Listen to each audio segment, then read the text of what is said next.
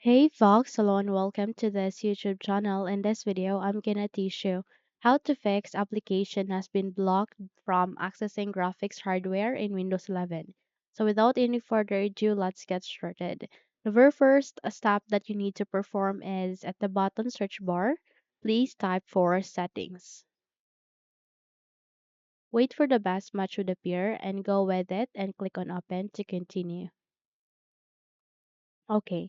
You can also press Windows key and I key together in your keyboard and that would lead you to the settings, okay?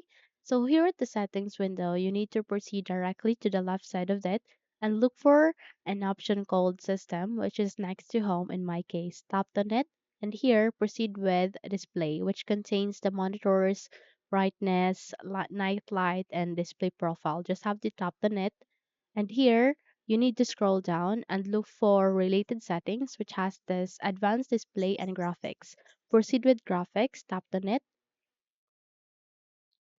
And the moment you have tapped that, you'd be able to see this graphics settings or options where you can modify or where you can find an app and list and select and choose custom graphics settings for it. Okay. So here's the catch. You need to select the application that you're currently facing an error with. Okay.